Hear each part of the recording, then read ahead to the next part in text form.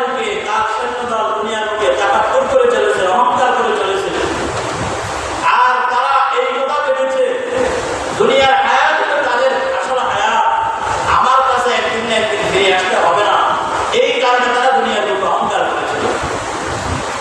এবং ফিরআউন অহংকার করতে যাইয়া এই কথাও বলেছে, নীল নদ আমার নদ, এই নদীর পানি আমি ফিরআউনের হুকুমে প্রবাহিত হয়। আল্লাহ ফিরআউনকে শক্তি দিয়েছিলেন, বুঝেন না?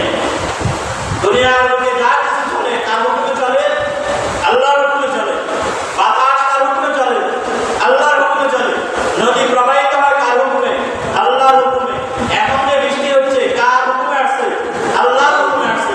সারা পৃথিবীর সমস্ত মানুষ যদি চেষ্টা করে বৃষ্টি দিতে পারবে? আল্লাহ যদি বৃষ্টি দেয় সারা পৃথিবীর সমস্ত মানুষকে যদি বন্ধ করতে চায় বন্ধ করতে পারবে? এই ক্ষমতা এই শক্তি কারো নাই।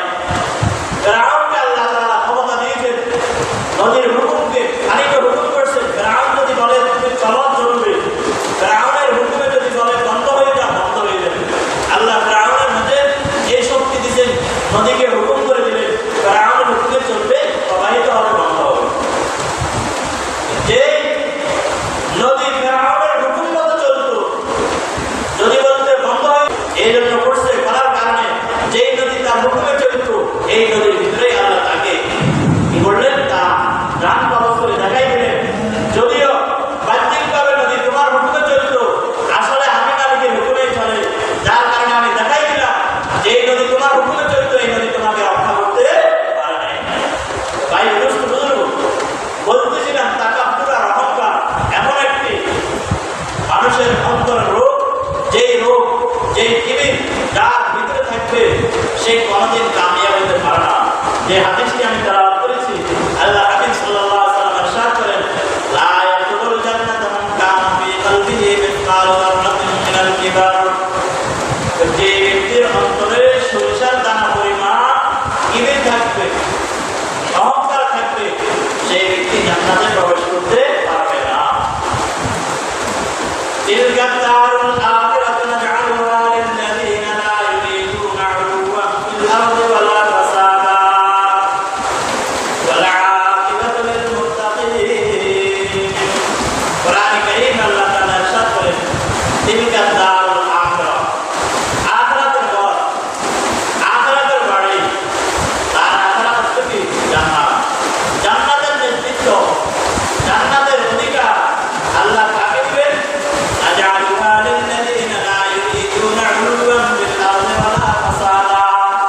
ওই ব্যক্তিদের জন্য আল্লাহ তাআলা নির্ধারণ করেছেন যে তারা আখিরাত জান্নাত ওই ব্যক্তির জন্য যে ব্যক্তি দুনিয়ার বুকে এমনভাবে চলবে, লা ইউরিদুনা উলুওয়া, দুনিয়ার বুকে সে ক্ষমতাবান হবে, মানুষ তার অধীনে চলবে, নেতা হয়ে চলবে, এমন লোভ লালসা এমন জিনিস যারা অন্তরে নাই, ওই ব্যক্তির জন্য আল্লাহ তাআলা আখিরাত নির্ধারণ করেন। তাহলে আখিরাতের ঘর জান্নাত কার জন্য? ওই সকল ব্যক্তিদের জন্য যারা দুনিয়ার বুকে কি করতে চায় না, অহংকার করে চলতে চায় না। ওয়ালা মাসালা, দুনিয়ার বুকে যারা কোনো ধরনের ফিতনা সৃষ্টি করবে না, যারা দুনিয়ার বুকে হট্টগোল সৃষ্টি করে না, হট্টগোল সৃষ্টি করবে না, মারামারি করবে না, কাটাকাটি করবে না, খুন খারাপি করবে না, অন্যায়ভাবে চলবে না, এমন লোকদের জন্য আল্লাহ তাআলা তার আখিরাত নির্ধারণ করেছেন।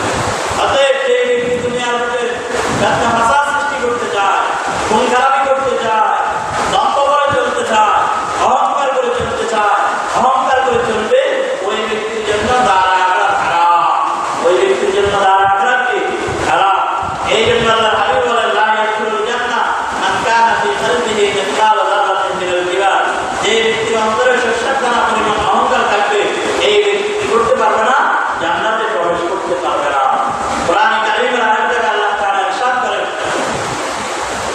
ইন্নাকা লান তাখরিকাল আরদা ওয়া লান তাবলুগাল জিবালা তুলা ওয়া লা তামশি ফিল আরদি মারহা। জমির উপরে যখন বিচার করবে চলবে, লা তামশি ফিল আরদি মারহা, অহংকার করে চলো না। অহংকার করে চললে কি তুমি অহংকার করে কতটুকু উঠতে পারবে?